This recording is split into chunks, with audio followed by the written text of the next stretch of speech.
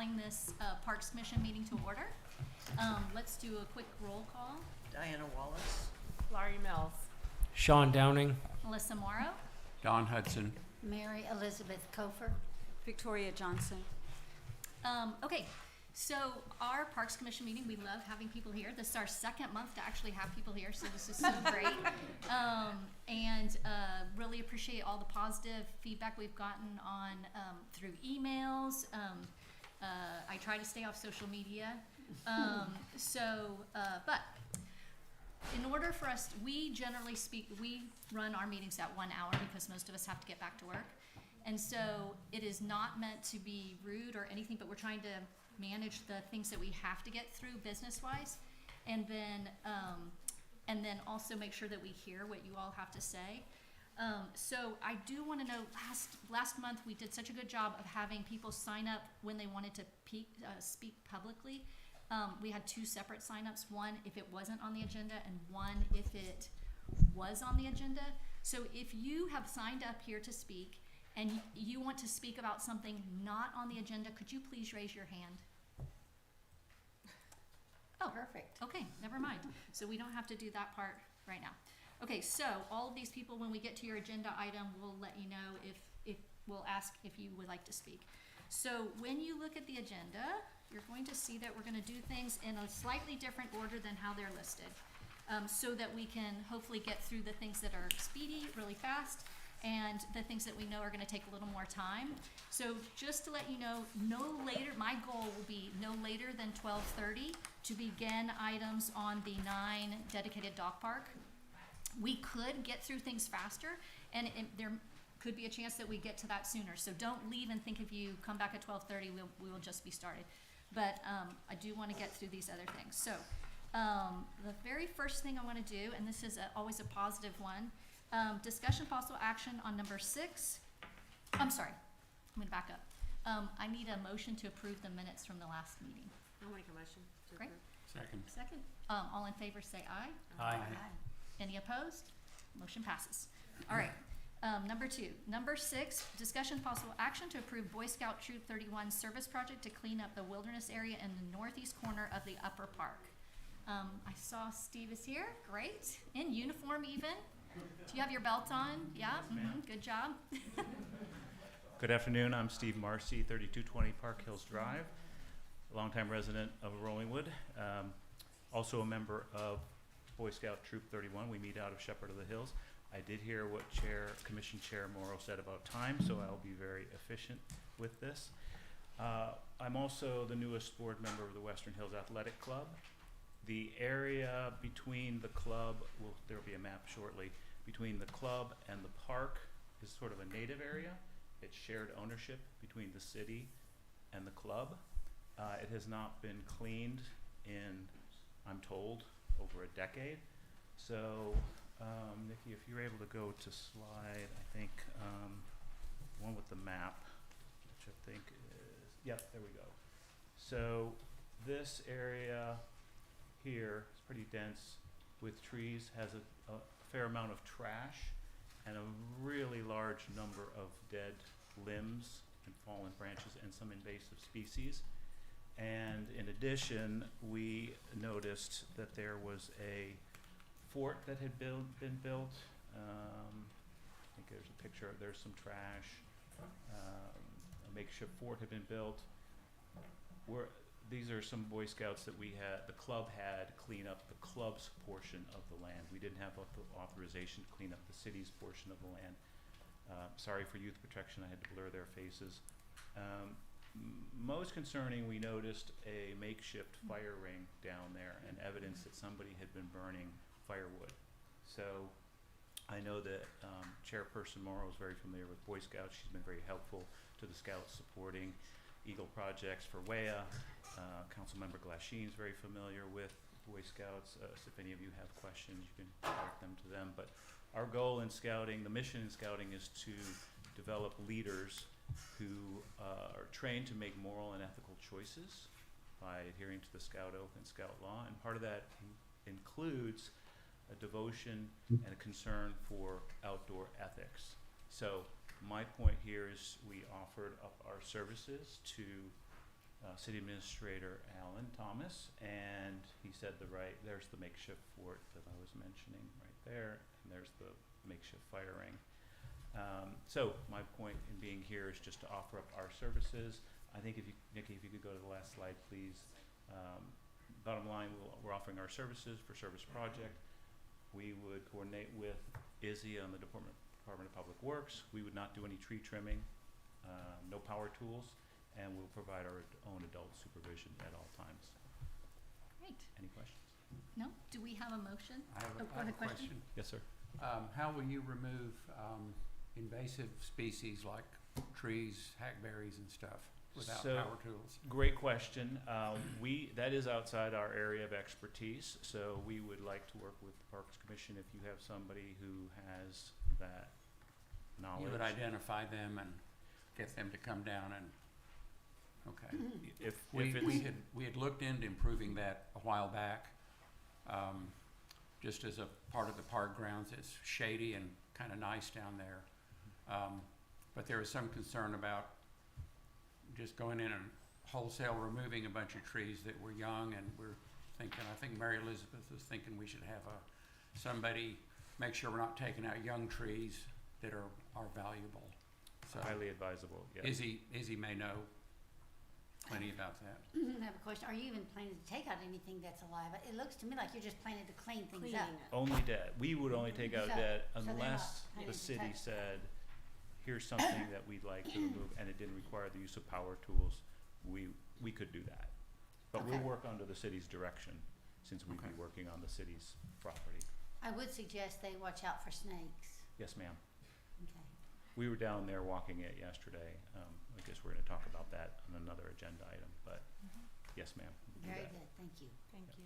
Do we have a motion? I'll make a motion to approve this project by the Scouts. I second it. Any other discussion? All those in favor say aye. Aye. Any opposed? Motion passes. Thank Thank you you. so much. Before we go to the next one, I do want to do a quick thank you. Rollingwood Women's Club, Rachel Tice, big shout out to you. Amazing event in the park. I hope it is going to be an annual event, but I want to thank, I saw a lot of you all there, and I hope it's a annual event that we can all come together and really enjoy. So thank you to Rachel and to the Rollingwood Women's Club. All right, next item, discussion and possible action on Western Hills Athletic Club's proposal to replace the chain link fence located along the club's shared boundary with the park. Some of y'all may have noticed that they have begun their construction of the improvements that the council had approved, and that in doing some of their demolition, they worked with our city staff to establish an access point. And as sort of payback for that access point, I hear that maybe you'll help us with a beautiful fence. I'm all in on that. Okay. So, Zach Elkins, 16 North Peak, currently serve as president of the board of directors at Western Hills. Serve with Steve, and this actually relates to Steve's project, since it's has to do with ongoing two projects actually at Western Hills, and with just general improvements we want to make to be more consistent with the park. And just by way of background, so the aforementioned Rachel Tice and Alex Robinette worked with us to develop some ideas about beautifying the park and developing a more consistent and unified style for the park, actually for the whole community, I guess. And we're all in favor of that, of who's not in favor of beautification. So wanted, and in that process realized, okay, it was really helpful to actually work with people in the Park Commission and others who are really concerned about the community to see what we could do. I think in the past, it's been a very ad hoc process, anything that's gone on, at least at Western Hills. I'm not sure this is true or not, but apparently when they dug the pool in the 1970s, they dug it in the wrong location and read the plans wrong. Not sure if that's true, but you can't let the facts get in the way of a good story. But all that to say that I think we want to be a little more deliberate about the design and think through this a little bit more. There's a little bit more urgency because we've now begun some construction. Oh, okay, so we do have some slides here. This might help. We've begun construction on two projects. One to repair the pool deck, at least the above-ground part of the pool deck, and the other to expand our pickleball and tennis facilities. And so this is a good shot because it shows the area that Steve was talking about that he's cleaning up with his scouts. The red line right there actually represents the current fence line for the club, but the club property extends beyond that, and we realize we've been neglecting that area and not cleaning it up at all. It's not at all usable. With the addition of pickleball, tennis, it makes sense to probably move that fence line and provide more area for people to expand and enjoy nature over there. Nikki, if you could. Okay, so this is what things will look like. This is just the drainage map from the packet for the new courts. And then if you go down, there's some photos. Probably next slide. Of the current fence line, and this is actually includes the fence line and the new project. So this is a photo I took yesterday afternoon. If you can see those steel supports, they're degraded and deteriorated because all the pool chemicals that are kept really just below there, which won't be a surprise to you because if you walk the park, you can see the all the pool equipment right there and all the chemicals. And so that's badly deteriorated, probably unsafe. We propped it up last year in a very makeshift way, and now we're just repairing and replacing the entire deck. And in the process, taking down some of the fence just to provide access to people working on that project. And it's come to our attention that chain link and barbed wire is not exactly the Rollingwood aesthetic. I don't know. Actually, there people I've talked to who actually really think that's a very functional and useful fence. Others disagree.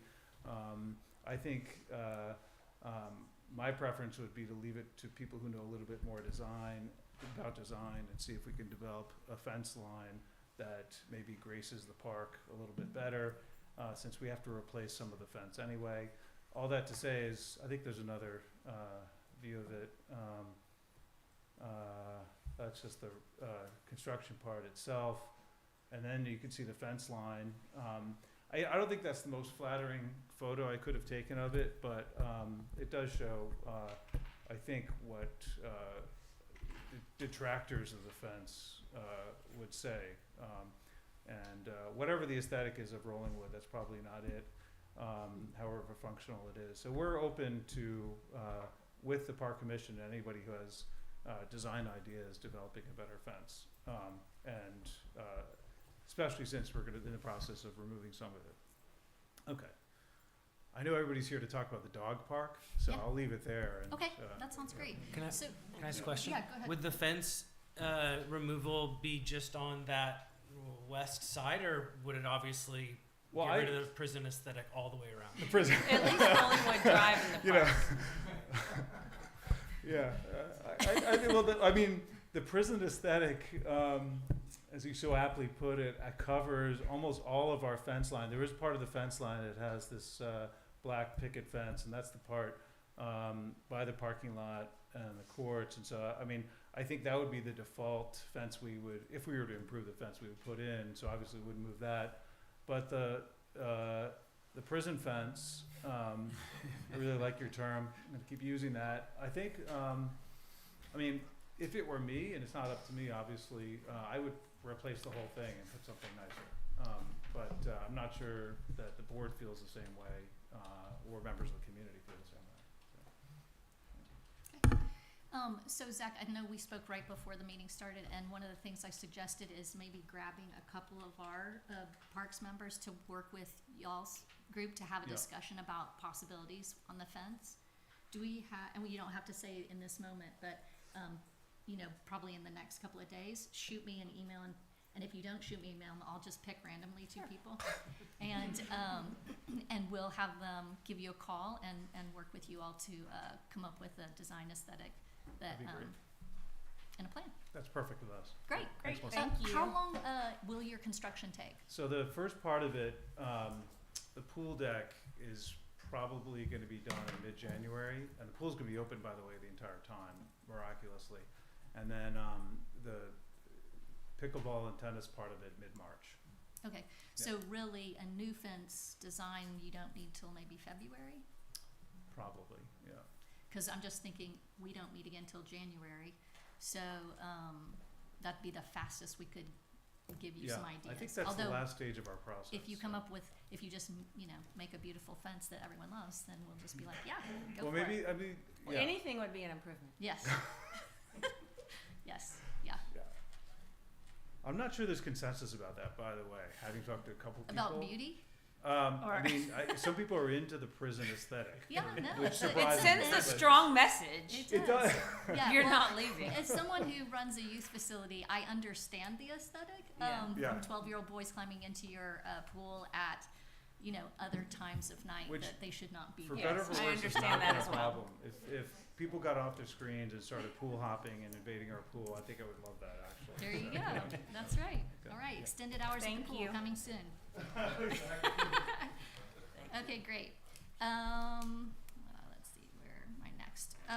I'm gonna skip to 8, discussion regarding quarterly park walkthroughs and the report from Public Works. There's lots of notes in there, please make sure you've read them. There's some things that we can work on. I know there was some things like the water fountain and a few other things, and I'll just assume we'll get with Izzy and take care of those. Great, thanks, Alan. Discussion of possible action on parking lot and park entrance improvements. So, at the last meeting, just to help everybody remember where we are on that, we ended our meeting with a motion to move forward with the L-shaped design parallel to Rollingwood Drive and parallel to the pool south and east, excluding the driveway, and in the back lot for further consideration by City Council for approving the $200,000 to move forward with the grid and gravel or whatever City Council decides on materials. Victoria Johnson seconded, and the motion was voted in favor 7-0. I am meeting with Kurt. One of the things in the packet as we move forward with this is the critical root zones.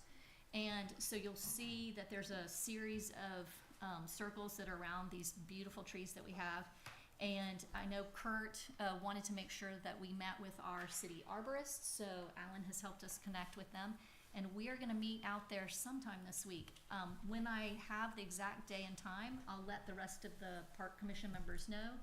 And so if you want to meet us out there to see what that looks like and what that might affect, but that's kind of where we are right now on that plan. Yeah, I'd like to join you. Okay, great. Are we And- limited on numbers? Well, we are limited unless we post it as a meeting. So, but would you like to go? Yeah. Okay. All right, so, If I can make it. And great. if she can't, I will. Okay, got it. So we're covered. That sounds perfect. I've got a question. Yeah. For Kurt, I guess, or Yeah. whoever is looking, so during the meeting, if we are still considering the material, I can't remember, the mesh that holds the gravel, Mm-hmm. and they've gotta dig down, is my understanding, to put that in the ground, I would want to know if that, or how and if it affects the critical root zone to dig in. Yeah. I don't think we discussed that with him much. Or We did have, that is really why we are meeting Yeah. with him Okay. on that.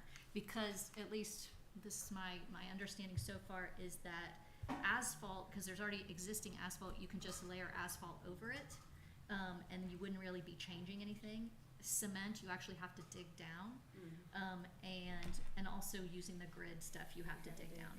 And so, again, that's not a final, that's why we're researching this. But those are our impressions. Okay, but that's the point, or Yeah. part of the point, okay, Yep. great. And I'm gonna ask Alex, do you have anything to add to that? Okay, great, thank you. All right, so that's sort of where we are on that for now. Let me go back to my little list, jumping all around. Okay, so, and then, did Steve does not look like he's here today. All right, I know I already talked to Western Hills Little League representative, and they don't have anything additional to talk about. So that's basically updates from Western Hills Little League and Western Hills Girls Softball. So, look at us, we're already way ahead. So, what I'd like to do now is we're gonna move to, talking about having the actual, item in here is discussion of possible action to create a separate dedicated dog-off leash area in the Rollingwood Park. So, the way I would like to sort of, organize our discussion is to have people, I want anyone in the audience to be able to have a chance to speak. If you don't mind, I see we have 1, 2, 3, 4, 5, 6, 7, 8, 9, 10, 11, 12, 13. 13 people. So if everybody, I can't force you to limit your comments to 2 minutes, but if I could strongly encourage you to do that so that everyone has an opportunity to speak. If we did that, so how many did I just say? 13. 13, thank you. So that would be 26 minutes, which would get us almost to the end of this meeting. So I'm willing to do that, and we can give it a try. But I do want to make sure that the Parks Commission members also get an opportunity to kind of discuss and speak. And I also, so actually I'm going to back up and just for one moment share just a visual of some of the things that have been brought to us as ideas. Now, I love Kevin. Kevin came to me with 6 options, and luckily today I made him narrow it down to 1. So just know that a lot of people are giving a lot of thought and tons of feedback. Like, we are loving all the feedback. And each person sometimes says things like, I can't believe you never thought of this. Trust me, someone has thought of it and they have sent it to us already. But maybe they haven't. So don't be afraid to send it. When you send it in an email, it makes it much more accessible for us to sort of digest and think about and then have a good discussion about. But we are going to consider the master plan, what this council can support, what RCDC can support, what our neighbors, the pool would, works well with them as well. We are looking at our whole census of, who lives here in Rollingwood. So even the parking, it's all sort of interconnected. But I want to remind you also that this all started with, we thought we picked something that was very non-controversial, which was adding trees. And then it was like, okay, but if we're gonna decide we're gonna put the trees, where are we gonna put our future parking lot? And if we're gonna put our future parking lot, where are we gonna put our future fields? And so things keep backing up. I want to be still seen as the park commission that both listens to you, but also takes action and delivers on the things that we want to see improved. So this will not be rushed. These are your appointed and elected officials who are really considering it. But just keep that in mind. We love you all, and we will still love you no matter what you say today in this meeting. It's a safe place to say what your hopes and dreams are. Okay, so I'm going to start with Tom Farrell.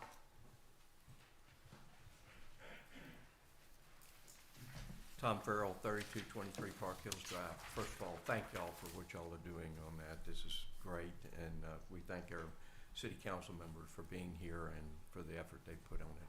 I'm gonna try to make this as short as I can in interest of time. A little history on our park first. We bought the park, I think, in 1994 or 5, I can't remember which, but the way we bought it, it was owned by a group of gentlemen that referred to themselves as a Westlake Optimist Club. And they owned it, according to Flo Macklin, they had purchased it from Mr. Hatley rather than a donation, but that's another story. They had decided, they had an offer from a developer to buy that park area and build houses on it. We had just been through a system with the City of Austin where we had sued the City of Austin for some utility overcharging, and we had received $250,000. So they agreed to sell it to us for $250,000, which was less than what the developer was willing to pay them for it. We had to have a vote. We had a lot of hearings. Some of the hearings were, I don't want to do it because there's going to be lights there. I don't want to do it because there's going to be commercial use of that park. I know we've heard that before. I don't want to do it because I don't know what's going to go there. And I don't want to do it because the city's gonna spend money on it. Okay, these were various things.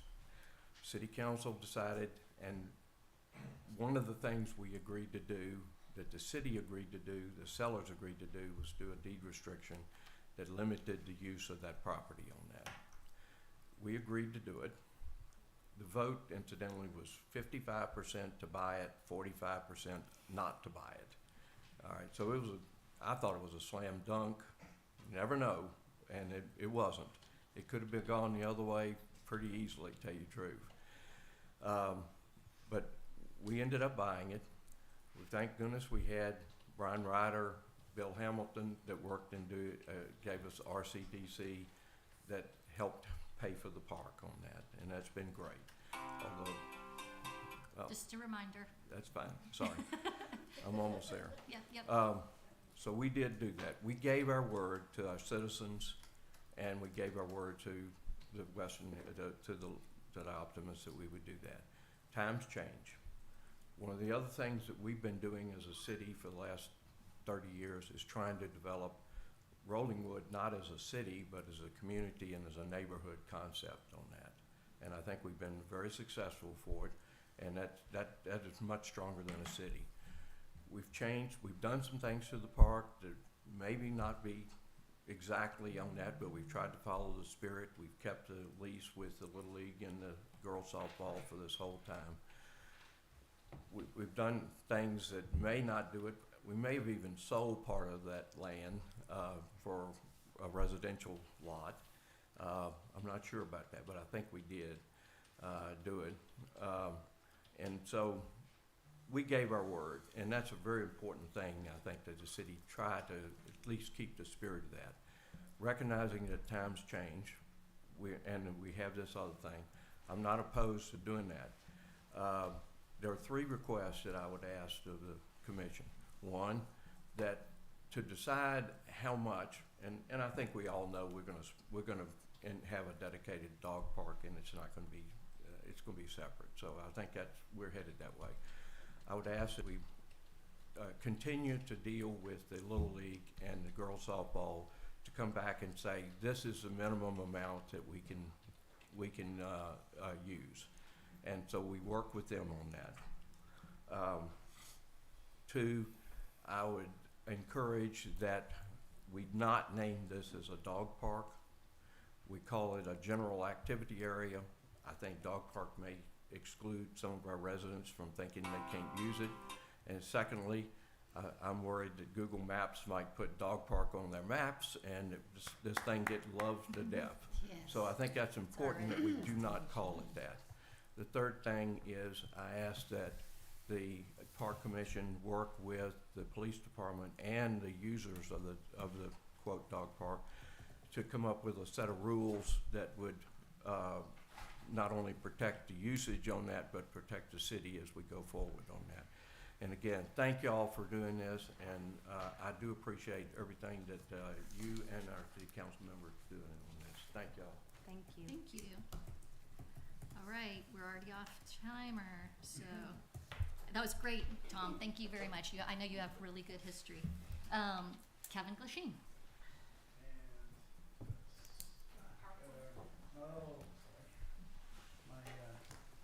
My lawyer PowerPoint I've got here for Oh, you. nice. And start my own timer deal. I've been in court enough. So I agree with Tom that we're headed towards creating a separate dog park, so I don't think we need to debate today the benefits of having a separate dog park. I think we're headed that way. The question is how to do it. So I've offered this option, and it's 26,000 feet for the dog park and 58,000 for the baseball fields. If you look at the size of all of that, you can go to the next slide. We're talking about less than 20% of the upper park being used for dog park, and you can keep moving. I believe the dog park should be grass. That's to me is the most important consideration. Grass is more natural and aesthetically pleasing. It's a natural filter that helps keep things clean, and it can be watered and mowed, which helps keep the surface clean. The options are dirt, gravel, and mulch. If you look at the West Austin Dog Park, and I pulled these pictures off the internet, it's dirt and it's a lot of mulch. And I just can't imagine having a dog park with dirt and mulch, because how are we gonna, you can't run a sprinkler system on it. What's it gonna be like when it rains? So, why 26,000 square feet? It's so that we can maintain the grass. Grass can be maintained in a dog park. People argue that it can't. I disagree. Zilker Park off leash has good grass. We have to repair the sprinkler system, which kind of what triggered this issue. In my opinion, and this is just an opinion, that more than half of the daily users of the park are there for the dog park. This is a big part of the community, and it's a lot of people whose only interaction with their neighbors or the park is the dog park, and yet it's only 20% of the upper park. The deed restrictions, you can keep going, require 4 fields, which this plan still preserves, and does allow multiple use, and there's an excerpt from the deed restrictions if you're curious, and I have this printed out if anybody wants a packet. The existing lease does not prohibit a dog park, and when the existing lease expires, I think more of the park could be available for more non-dog park multi-use, like, for example, the batting cages don't have to be there forever, and that lease expires in 5 years. And when there's some great proposals to redevelop the field house that could include public use areas. I think that the city should license a dog park association when they create the dog park that's made up of people who use the dog park and regulate usage, where you could come here and get a license if you're a resident for $20 for a year and a tag for your dog. And if you're a non-resident, it might be $100. And we can prohibit commercial users and professional dog walkers. They have differential pricing at Barton Springs and the Austin Public Library for residents and non-residents. We could do the same thing. I think that at this point, there's been a lot of input. I know we like to go slow and get lots of public input, and we're going to do that as a council, and I know you're going to do that as a park commission.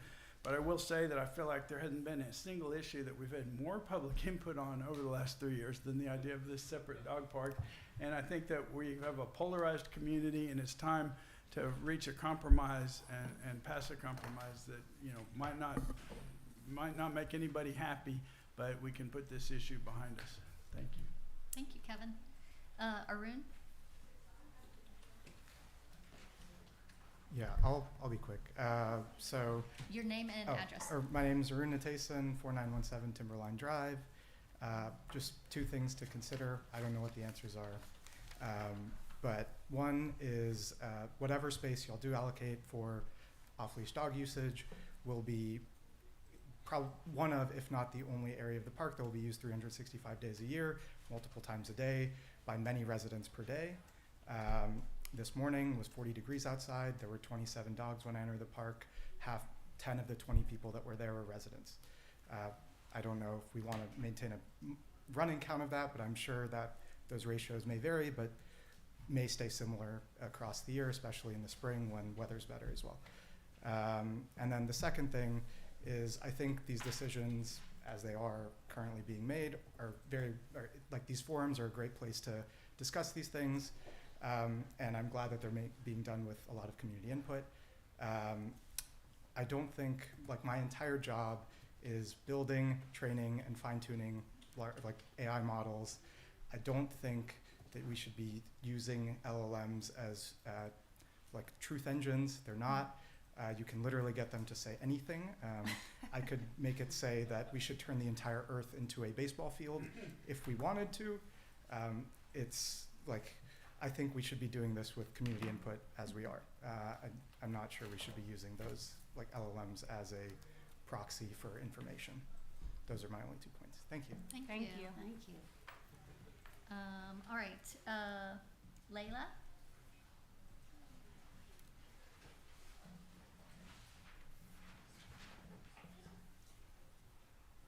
Okay, my name is Layla Kiki. I'm at 102 Riley Road. You'll have to forgive me. The last time I spoke publicly was a very long time ago.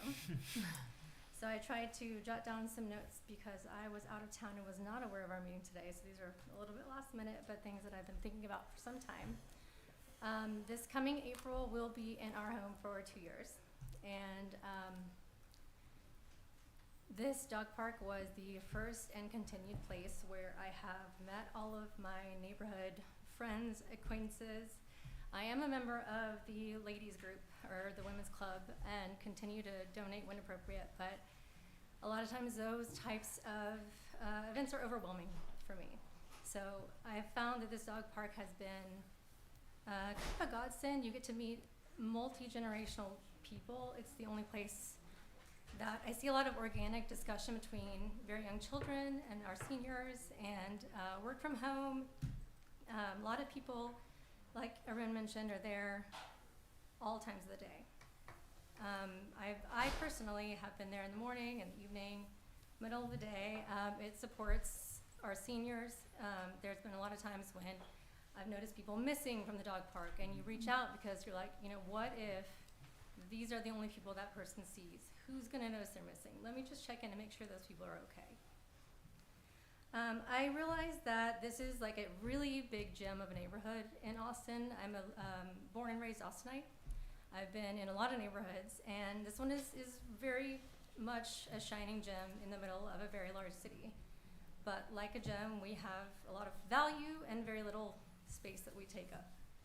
So I am concerned personally that if you take this away, there's not extra land that we can recapture it another time down the road. So this is a really important decision because Arun's right. The usage it's 365. It's Christmas morning. It's noon. If we do decide to move forward, and like you're saying, it does make sense that it is heading into the let's separate this out place. It is not responsible to the people who use that space so often to, I think, go any smaller than that 0.6 suggested space. As it is, you know, you have room for the dogs to play. No one argues that it's not good for dogs. My argument that it's good for the community and the people that use it. Oftentimes they have you know, you may have a big house and a small lot. You may have no yard, and this is what you use as your yard. You may be older and you cannot walk your dog in the way that it should be. And these people should be able to be safe in that space while their dog is running around. They shouldn't, you know, be in a small space where they might be knocked over. The dog should not be in a small space where they might, you know, be put in a space where dogs do as dogs do. And sometimes, you know, you're regularly breaking up stuff that, you know, may not happen if there was just more room to spread out. I wrote all of these things and didn't turn one page. So thank you for listening to me thus far, but as a community building resource, this multi-purpose park as it stands is very important. So I would ask that you consider that important as you move forward. What was your name again? Layla Kiki. What was last name? It's Kiecke. Thank you. Yes. Thank you, Layla. Cindy?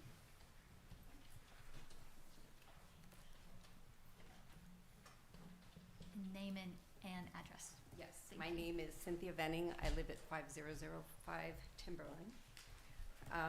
Kevin and Layla kind of said everything that I was going to say, so I won't take up too much of the time. I've lived here for 3 years, and I didn't know anyone besides my family who also lives here in Rollingwood. Rachel Tice is my daughter, so I'll relay the message. I have a dog that frequents the dog park, and it is a great place for me to make, and people to make friends, and for my dog to meet friends too. Otherwise, I would never meet the people that I've met just walking the streets. It's a safe and unique place. As Layla mentioned, there's a lot of seniors there who can't walk to the park, and it's safe for them. It's enclosed, their dogs are safe, and they've made lots of comments about how safe it is for them. The people of the dog park try to be very courteous when baseball walks in. We know the rules. We gather our dogs and we leave. And yes, I realize the dogs have their business going there, and we try to do our best to pick it up. And if once in a while one sneaks through, there's always someone that sees it. I have grown up with dogs my whole life, in the house, outside, on a postage stamp backyard. I have never contracted an illness from my dogs. I don't think people would have dogs in their house if they contracted illnesses, so I realize it's kind of gross that your kids are supposedly sliding through dog poop, but You know, I don't think there's that much out there, because there's a lot of people that put a lot of effort into respecting the kids and the baseball community. Lastly, making the dog park any smaller than 0.6 acres would be insufficient. Many have stated that 0.4 would be enough. If you have at least 10 dogs and you have 10 owners in that very small space, that's not safe for anybody. And it's just insufficient. And I think for the community that has a lot of dogs and kids, it's important that the dogs have enough space too. So my vote is for the 0.6. Anything less is insufficient. Thank you for listening and giving me the opportunity. Thank you, Cindy. Thank you, Cindy. Jeff Marks.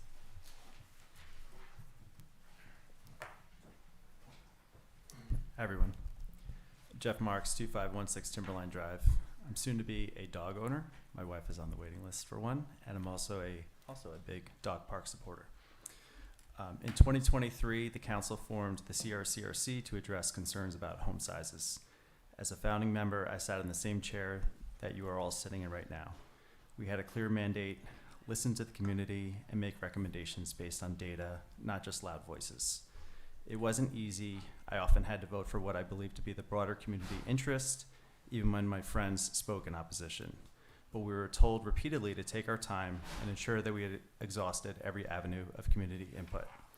I see direct parallel with this discussion today. I urge the commission to adopt the same dedication to data.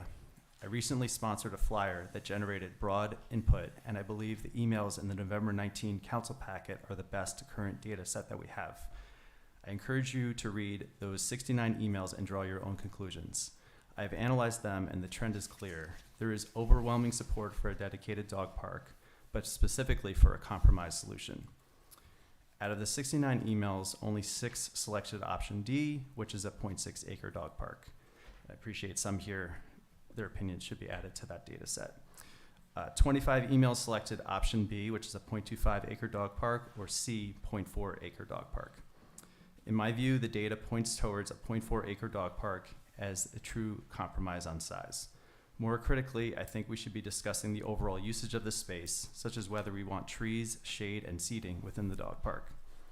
Please give your community the courtesy of a full process. Do not let the outcome be dictated to you by council members presenting options. Trust the data, hear the residents out, and recommend a solution that the majority actually wants. Thank you for your time. Thanks, Jeff. We're not allowed to speak or anything, can we, right now? Oh, you can. I never got that. I've lived in this neighborhood over 30 years, and I never got that. Appreciate that. It wasn't, I agree it's not perfect. I definitely encourage the City Parks Commission to facilitate your own survey, whatever you need to do to feel comprehensive about it. It was a very last minute before the last Parks meeting. There was item on the agenda we wanted to address, do it as quickly as we could. Okay. So it wasn't perfect. I agree with that. And just to respond to that, Jeff, the reason we didn't include that survey is because it wasn't a city-sponsored survey, and it wasn't done without bias and all those other things, which I Perfect. think you Agreed. acknowledged. I'll acknowledge all of that. Yeah, yeah, yeah. It's not perfect. So, It's best that we have well, based actually, on we have current today. We have the stuff from the master plan, which did That's include everyone. It was more 7 years ago. right. Okay, thank 7 you. years ago. Thank you. All right, we have Russell Hines.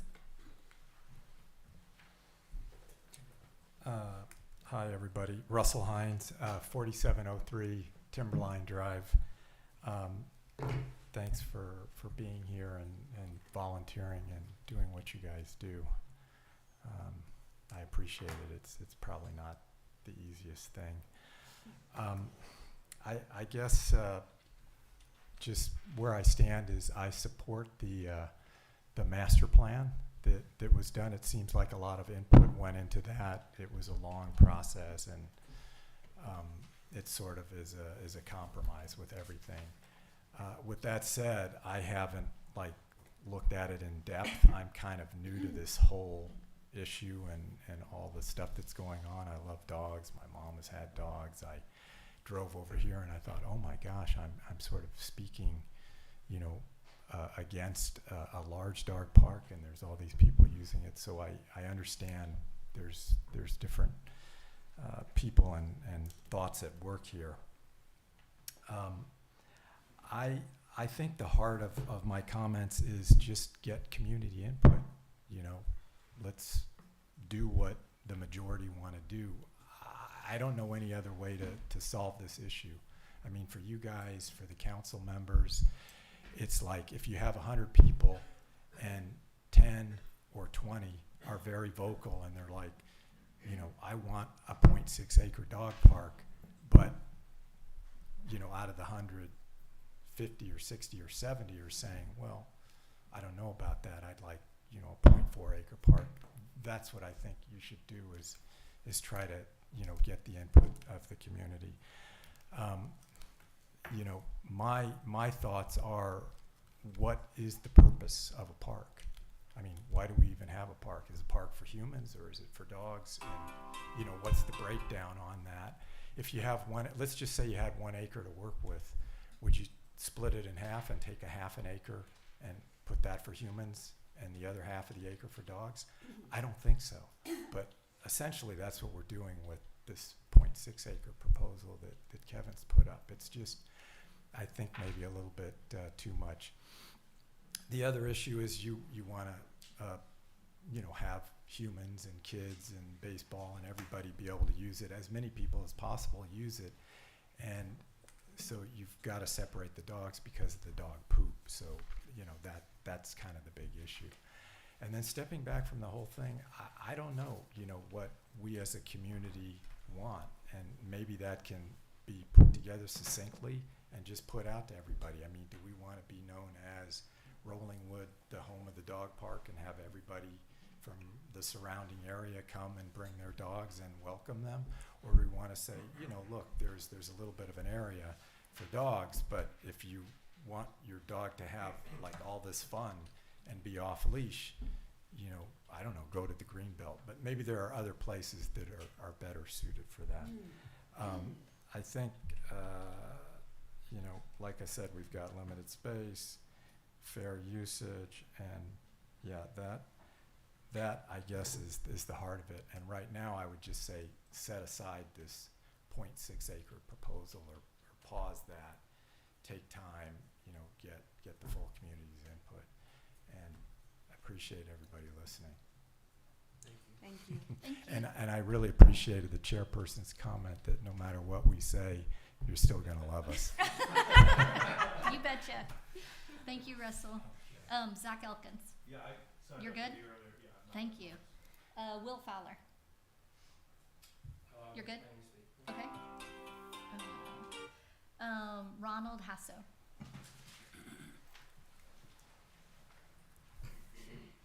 Melissa? Yep. If we didn't sign up, is there still time to add to the list? Unlikely. Can we know? You can raise your hand when we get to there. Yeah, yeah. We still have one, 2, 3 more people.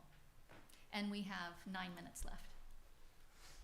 Ronald Hasso, 2810 Pickwick Lane. I'll make my comments brief. 0.6 acres is too big. 0.4 acres is more reasonable. If you want a giant dog park, Zilker Park is so close to us and such a beautiful park. I think 0.4 acres would allow us to have the field sizes we need, the proper field sizes for sports and multi-purpose uses. 0.4 acres would allow us to beautify the dog park better with seating and more planting and trees. 0.6 acres is going to be too much to maintain and manage from a cost standpoint. And I encourage you to solicit community feedback, do your own survey, find out what the residents actually want.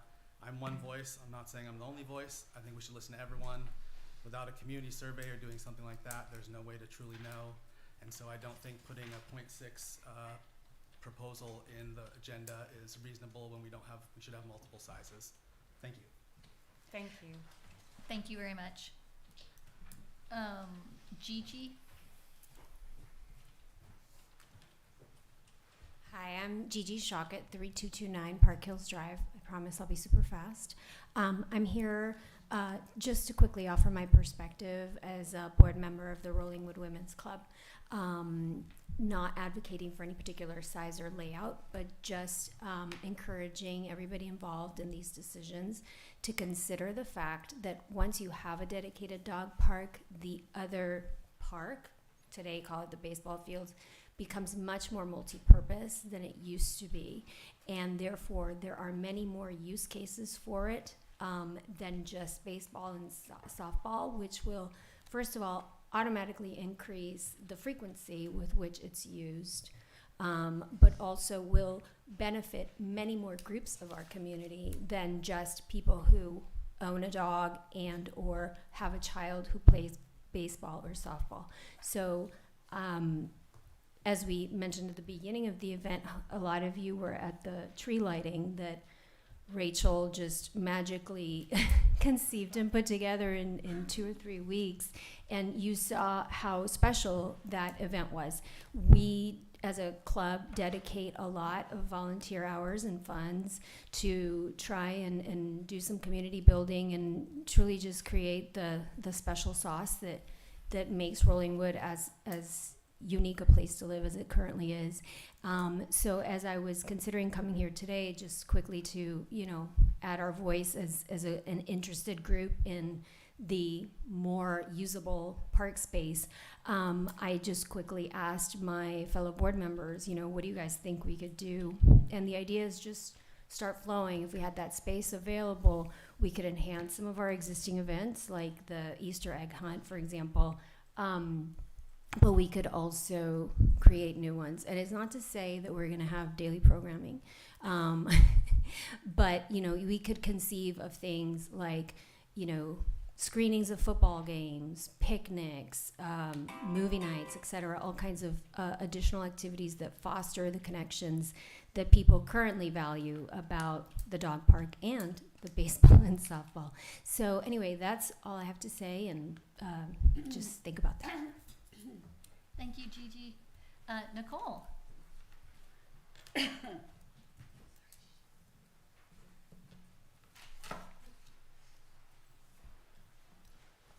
Nicole Marisi, 4906 Timberline Drive. And I've heard so many great arguments and perspectives and point of views today, which I'm sure everybody in this room has as well, and those watching online and future recordings. And our family relocated here, my husband, myself, our 4 children, in 2017. We came from Highland Park, where there's beautiful parks everywhere you go. So that's one of the reasons why I wanted to. I also served on the Park Commission for 5 years, from 2019 to 2023. And during that time, we facilitated a lot of proposals and suggestions for City Council to consider. So I thank you all for what you've done. I know it's not easy, but at the same time, during my time here, we worked to try to partner with our youth organized sports programs. One in particular was I-9. And the field that they had used primarily was fields 3, 4, and 5, because it allowed them to do multi-sport camps and groups. Well, you fast forward to 2023, after this current city council undid the work that we did here on the Park Commission and forced this group again to have to go to city council to request usage of the fields, as well as get approval on which fields to use. As a business owner, that's very difficult and very time consuming to do. And so as a result, we lost I-9 Sports from coming to lease our fields. And so the movement towards separating the off-leash dog area, and the reason why council didn't want them on that field was because they wouldn't be able to have the off-leash dog area during that time when they were facilitating their camps. And so there was a conflict there. And so having that approved off-leash dog area, in my opinion, off of my 5 years of serving here and seeing how council responded to certain people coming in, would be a great, great, great thing to have, because it allows everybody to get what they need and how the city can become who it is. So with that, I also I was part of the subcommittee here from the Park Commission that did get the off-leash dog area, separate park, approved not only through Park Commission here, but also approved through City Council, according to the Master Park Plan of April of 2019. And so now here we are 4.5 years later, revisiting this topic of what was already approved 4.5 years ago. And we're at the same dilemma, like, what do we do? So I just pray and I ask that you all take into consideration the residents at large, all of the hours that went into preparing for that master plan, as well as the Park Commission work that we were at, as well as what we got approved from city, and to consider all of that when you do come up with your proposal, and to, you know, just give this the time that it needs and not rush it through. So thank you so much for your time. Thank you, Nicole. Wendy Hundley.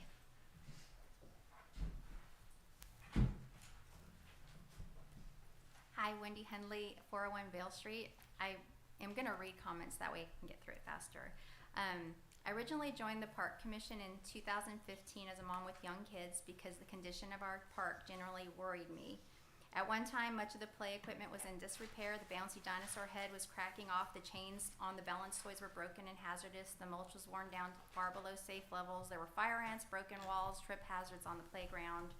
The upper park was in rough shape. It had effectively become a storage yard for public works with open dumpsters, old fire hydrants, piles of dirt and rocks, removed street signs, old pipes, scrap materials. It wasn't just unattractive, it was unsafe for kids who naturally explored that space.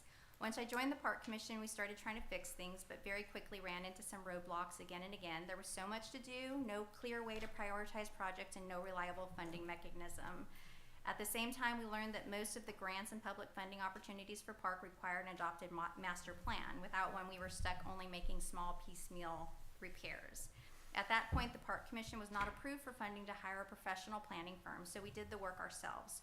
We inventoried the park, took measurements, documented the park history, surveyed the community, collected public input, identified need projects and priorities based on what residents told us that they wanted. After all of the groundwork, City Council saw the value into turning it into a professional long-term planning document and improved funding to hire Nudge Design. From there, the process became even more public and even more deliberate. There were multiple public engagement sessions at different times of the day. Notices went out through water bills, the community impact, the statesman online, and next door.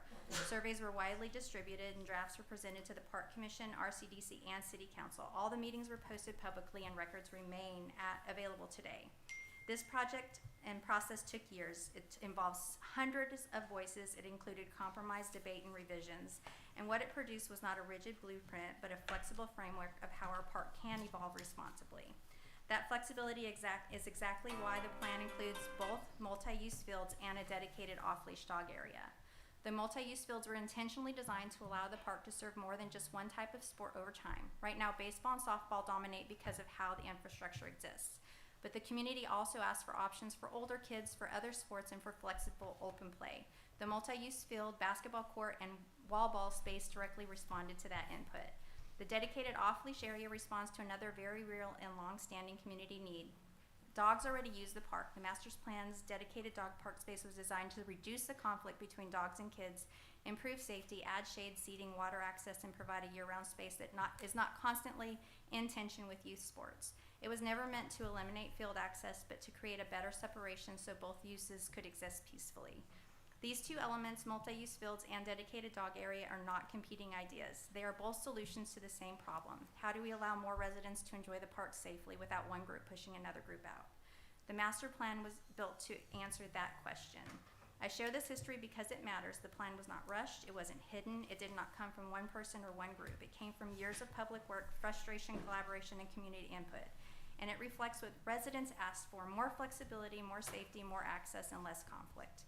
I continue to strongly support the adopted master plan, including the multi-field use and future possibly dedicated off-leash dog area when the community is ready to pursue it. Thank you for your time and for the work that you're doing.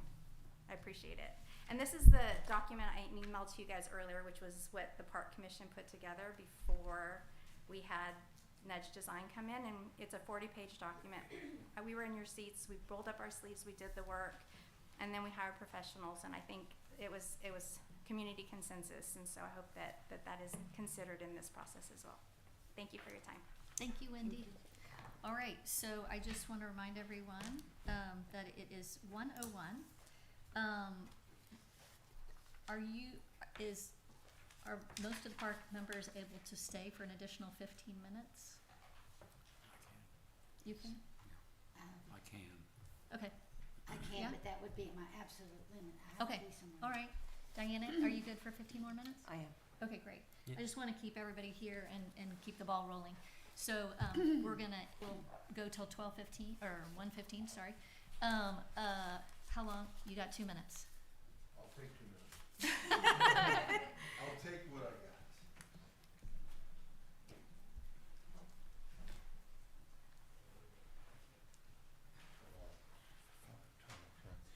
got. Hi, I'm David Smith, 106 Laurel Lane, also currently on the RCDC. I have been a long advocate of, to avoid conflicts separating the dog park from the athletic fields, which I'm glad that there's some momentum heading that direction. One of the things I want to note, I'm an advocate, by the way, for a smaller dog park. I think the opportunity for community members who have dogs to get together is important. However, I think we are suffering from a little bit of the tragedy of the commons and a lot of competing use for limited space. And one of the things I want to note is particularly when you look at girls softball. In this area, there's a lack of available athletic fields for kids, particularly for girls softball, it's true. It's really important to have adequate space out there to have there's one existing dedicated girls softball field on 2. There needs to be another one on 3, 4, 5, that area. The 0.6 acres, I don't believe, gives an adequate space for a girls softball field. There are a lot of other dog park options in the immediate area. Redbud Island, Auditorium Shores, Zilker Off Leash area, which has been mentioned. But girls don't have the opportunity to go play softball elsewhere. And we need, I think as a community, keep athletic opportunities for all kids, particularly young girls, to be there. I think that's important. One of the things I didn't plan to talk about, but I wanted to give Councilmember Glashing kudos for is I think his idea to have a dog park association manage the park, I think is an excellent idea. It's something that I have a lot of experience with in my National Park Service life. Using an association, using a group, licensing them, it leads to better compliance, better O&M, cost upkeep, et cetera. I think Kevin was spot on with that, so I want to give him a lot of credit, particularly because there's going to be a lot of O&M ongoing costs. There's an opportunity, I think, for public-private partnership with Western Hills to pay for O&M on the baseball fields. I think there's going to be with the association a lot of opportunity for O&M for the Dog Park Road Association. So thanks for thinking of that and mentioning it, Kevin. Great. Thank you. All right, we really appreciate so many people coming and speaking again. We love you all. And we're gonna keep being real nice to our neighbors and opening our doors and our fields and everything and trying to share in the best possible way. So what I'd like to do with the last probably 10 minutes that we have here is, if we have 10 minutes and there's 6 of you, that gives you all a minute if you so desire to speak or, I think in my mind, our packets, what was in our packets was what I felt we could just talk about in this one meeting. It does not mean that we have decided option 1, option 2, A, B, C, D, E has been decided. This is just a beginning place for options. I know that Alex Robinette has done an amazing job of crafting a picture of what it could be that includes trees and beauty, and I don't necessarily want this to be a elephant designed by committee. I'd really like us to use some real design visions and then even taking into consideration the possible new fence that we'll have and beautifying it that way. So we will do our best to really listen, but also work with some experts and sort of condense that down and come up with some design options. If I gave you 10, then I'd have 10 different groups in the city all fighting for 10 different things. So what you'll probably see, even in my spells. So what you'll probably see is us really trying to reduce those down to the best options that we see, coming up. Lori? Since we did show the 0.6 option earlier, can we show what Alex submitted? Absolutely. Because I think that is a great representation of what the 0.4 option is. And it was in our packet, so it should be easy to pull up. I have a quick question. Yeah. Are girls not able to play softball because of this off-leash area? No. Depends on the right. size. It depends We're on, talking about if you took away part of that field. There are very few places in the city. Baseball fields are on, you know, there aren't as many in the community as there used to be. And if you take away part of the girls' softball fields, there'll be less opportunity for girls to play softball. Okay. If you look at Kevin's image in our packet, there's 2 squares that would represent fields, meaning that's probably reducing 3, 4, and 5 down to 2 areas that are big enough for T-ball instead of 3. That's my presumption. So Alex, correct me if I'm wrong, but this is the .4 option? correct. Yes, okay. So I think it's important that we show both options today. Yeah, sure. Do you want to Absolutely. talk to it, Alex? I mean, if there are questions. Okay. I don't really have any questions. Nicole? Does this, so this keeps 3 fields on 3, 4, and 5, and then just expands the master park plan from the .25 that I believe is currently allocated to a .4, and, is that correct? The master plan had some suggestions. It didn't have a final plan. I thought it had a .25. It has some recommendations of things that you could do. It had a red and a blue that were very different than this. So this just takes up that parking lot then?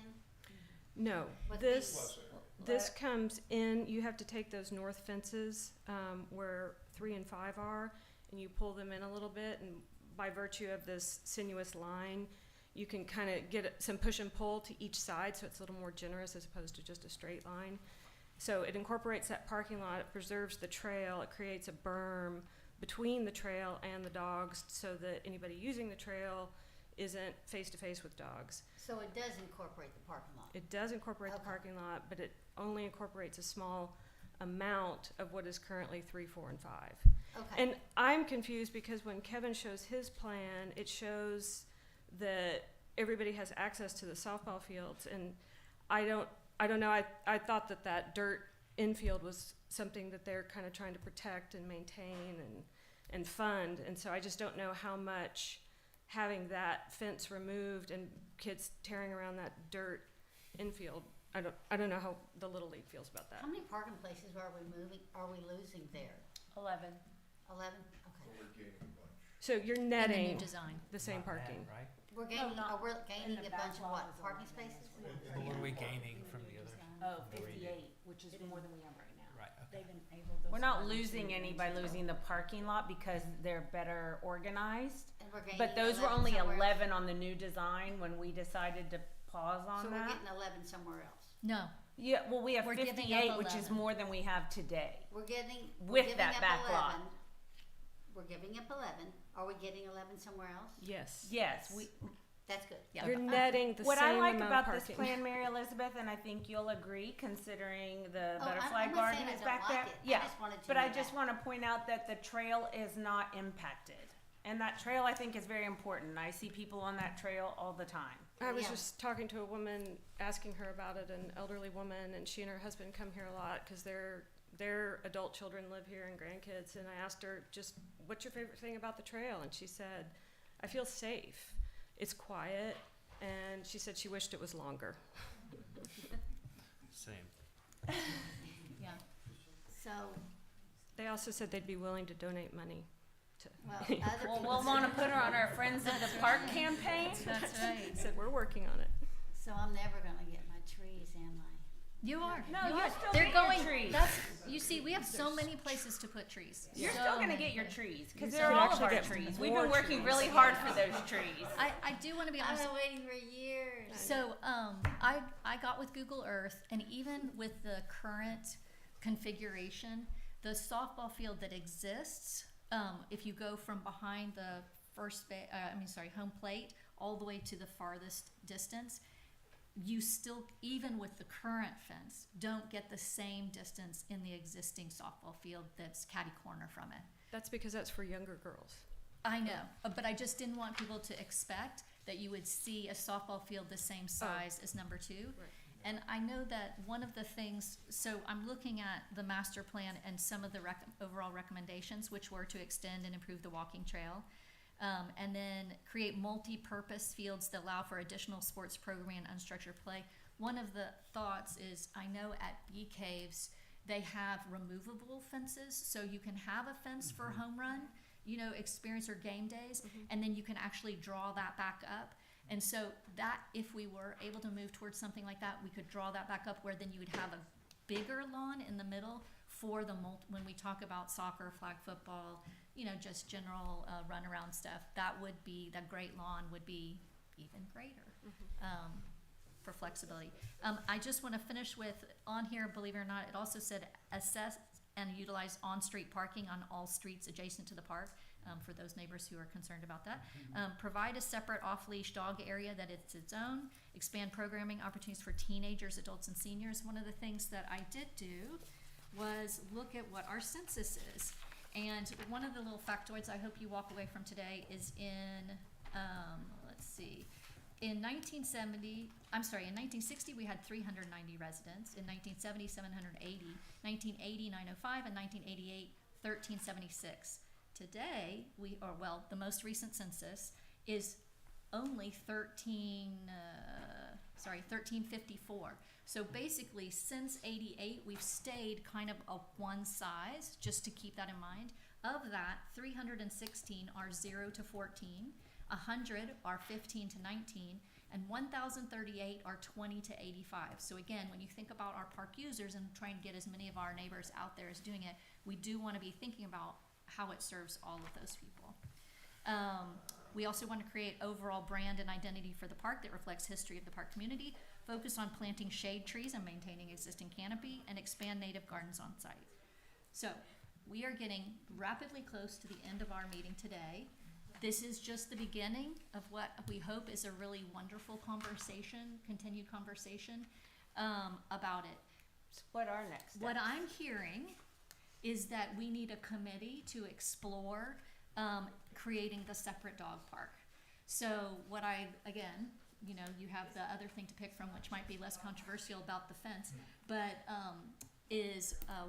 I'd like to get 3 of you guys together to discuss what your proposal or some ideas. Doesn't mean that everybody on here can't send that to the group or make suggestions, but I'd like to get, and again, you don't have to commit right this second, but send me if you're like, this is my number one thing, I definitely want to serve on this.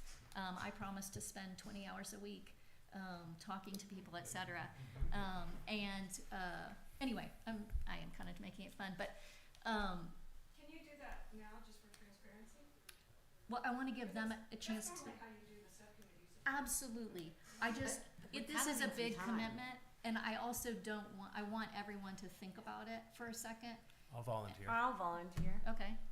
I'll volunteer. Okay. All right. Do y'all feel good about that?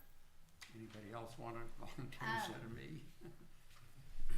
My problem is I would like to do it, but I'm gonna be out of town quite a bit in January. I won't even make it to the next meeting. Okay. I wanna volunteer Diana.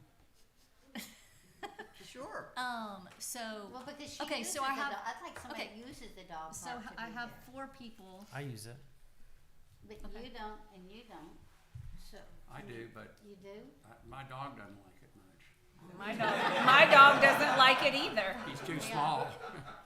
Yeah. Okay. And whatever. you can't put all dog park people on it. It's got to be a mixture. No, but I don't want dog haters on it either. I am not a dog hater. When you see me in the neighborhood, who am I with? Yeah. I am with my dog Yeah. every day. Yes. I have had dogs my That's entire true. life, I so do- I do not appreciate that, Mary I'm Elizabeth. teasing you. I'm sorry. All right. I'll send you flowers later. Okay. I'll send your dog flowers. Send my dog treats. How about this? Let's start with Dawn, Lori, and Kevin, and anytime. Sean. Jesus, I'm sorry. That was terrible. She'll send you flowers. Yeah. So start with y'all. If you have a meeting time that you're like, I can't make it, you call Diana and she shows up to be the extra. And Perfect. here's what your assignment is. Are you ready? I want you to meet once a week from now until our January meeting. I know that's a lot. What? You can do it on Zoom, you can do it on phone, you What can are do it we in the park. meeting? I mean, You're gonna come together and the 4 of you are gonna talk about what size you think it should be, what rules you might propose. We have gotten some amazing feedback Well, about. I think from my, Yeah. when we went through this whole exercise several years ago, the city attorney, we came up with rules. I think it was Catherine Horn in the back and I came up with rules for a dog park, and the city attorney nixed it. But he wanted to also have input into that. He did not want us willy-nilly coming up with ideas. So I don't know how that works, but What I'm trying to do is find 4 people who will read all of the emails, who will, maybe what you guys come to us and say is, we really need a survey. Maybe the 4 of you come together and you say, what we really need is to decide on a size. It's almost like I need you all, like, because I can't have a conversation with 1,400 people, and it's even hard to do it with 50 people. So I'm asking the 4 of you. we have a survey, correct? No, we need a No, survey we that do not I have thought a we had a survey. survey for when we were doing the, It probably doesn't reference size.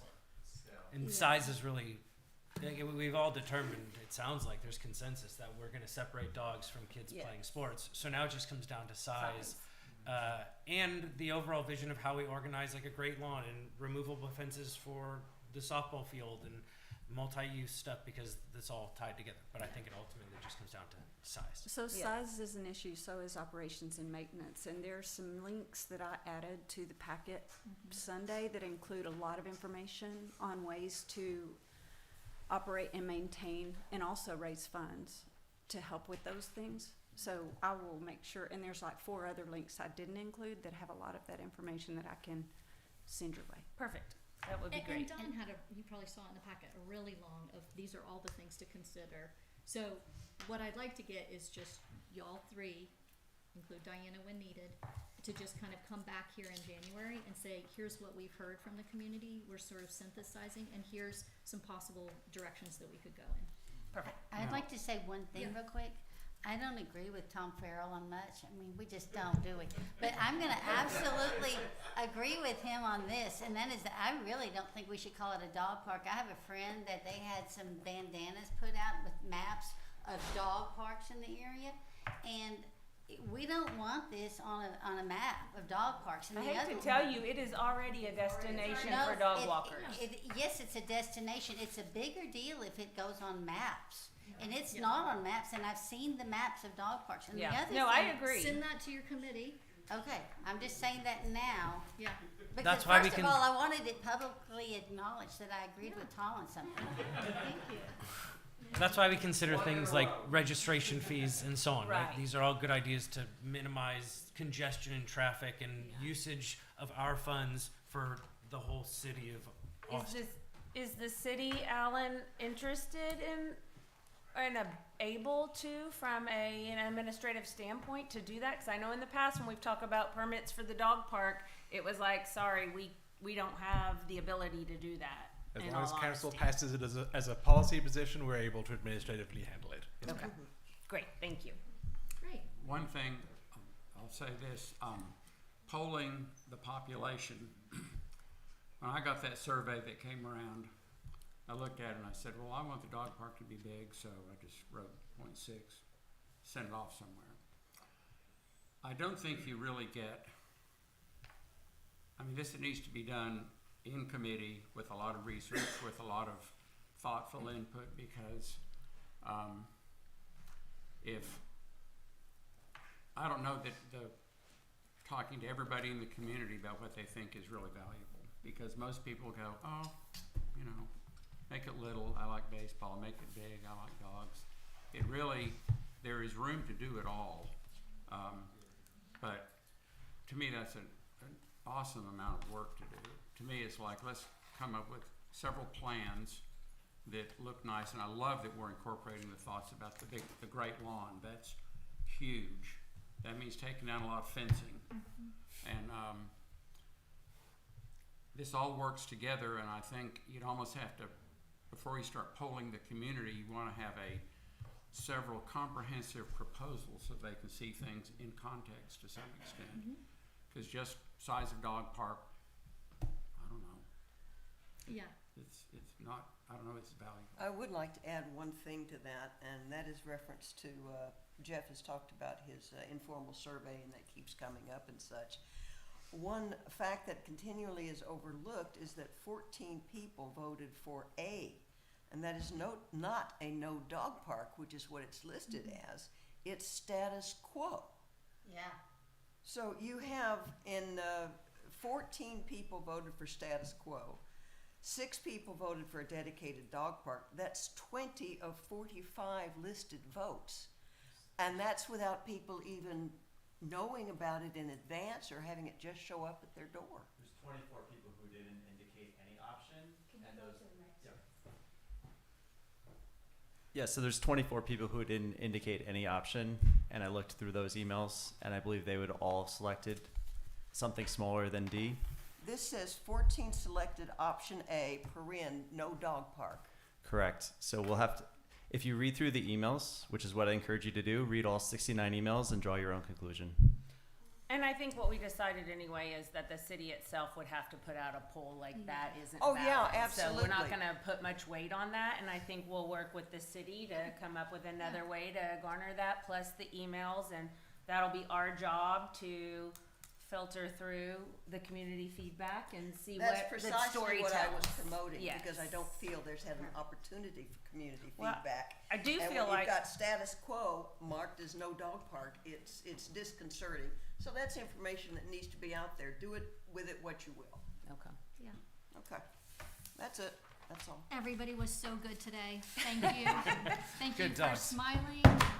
I need a motion to adjourn. I'll make that motion.